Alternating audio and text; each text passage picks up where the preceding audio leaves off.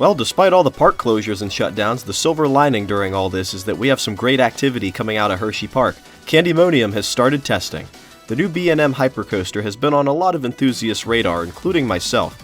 It's always exciting when a new coaster opens somewhat close by, and it's happening to me in back-to-back years with Steel Curtain last year and now Candymonium. As if the early renderings weren't enough to get everyone excited for this new coaster, this off-ride footage provided by HersheyPark gives us a good idea of what the experience will be like. First off, it's so weird to me to see a B&M train that only has 7 rows, as most of them have 8. The shorter train could possibly result in a faster ride, but that remains to be seen.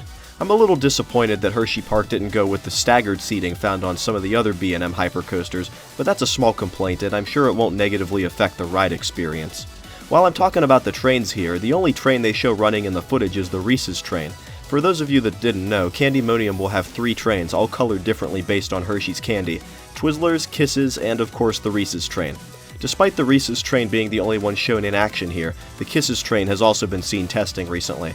I'm very excited to see that Twizzlers train running since I do love red color schemes. Also, the trains are just screaming for a logo on the front, and the park did tease that they would be doing that at a later date. It just remains to be seen if it'll be the ride logo or the candy logo instead. On to the coaster layout. Now, since this is a B&M Hypercoaster, I'm going to be comparing it to the most recent B&M Hyper I've ridden, which is Diamondback at Kings Island. Between the two coasters, Diamondback does outclass Candymonium in every category. It has a longer track length, a higher top speed, and a longer first drop, though I do feel I should mention that those last 2 stats are barely higher than Candymonium. For example, the top speed of Diamondback is 80 miles per hour, while Candymonium reaches 76 miles per hour, so the difference there is pretty negligible. Right off the bat, that first drop looks like it's going to have some pretty good whip to it in the back row, and it's just flying into that first Airtime hill. Based on all the other B&Ms, this will probably be float or Airtime, but who knows? At that speed, you might get a bit of ejector off of it. Can't be sure yet, but we'll find out eventually. Now, I've seen a lot of people commenting on how quickly the train travels through the Hammerhead Turn. I have my doubts that this speed will be present on opening day, but just based off this footage, it looks awesome. It is strange to me to see the Hammerhead Turn so early in the layout. After riding Diamondback, I was used to the coaster traveling way out into the woods before turning back around. Actually, I had the same response when I first talked about Orion. I guess this is the year of early B&M Hammerhead Turns. And can I just talk about how much I like Candymonium's location?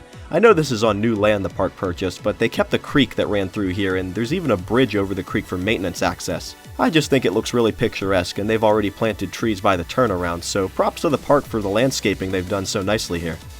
A lot of that speed seems preserved well as the coaster goes into its second Airtime hill. This one doesn't look like it's going to be as effective as the first one, but I hope I'm wrong there. And now here's where Candymonium seems to take a page from Giga layouts as it goes into an Airtime hill and helix. Twice. At first I was afraid it would seem redundant, but the first helix is more of an upward helix, and the second is going to be that really nice photo op as the track wraps around the Kisses fountain. In fact, you can see the foundation of the fountain in this shot. One more Airtime hill and Candymonium goes right into the brakes, looking like an excellent ride all things considered. One thing I've been kind of confused about is on HersheyPark's website, where they mention that Skyrush and Candymonium will interact with each other somehow. When the coaster was first announced, I thought this meant that the tracks would cross over at some point, but no, they just pass each other as Candymonium turns around after the first brake run. Overall, I'm really liking what I'm seeing so far. This has the potential to be the best B&M Hyper in North America, but I wouldn't say the world, as Shambhala has that title. I think it's safe to say that it won't be running as fast on opening day as it is in this footage, but considering how fast it's whipping through the second half here, I'd happily take even a fraction of this speed. Now just give me footage of that red train testing and we'll be all good. There's still plenty of work to be done on the rest of Chocolate Town, and with everything up in the air right now, we can't be certain on an opening date. However, just like many of you, I'm impatiently waiting to see for myself what this new coaster is like. That's going to do it for me for this video. Feel free to post in the comments what you think of Candymonium so far, and I'll see you again soon here on Rampaging Rex Productions.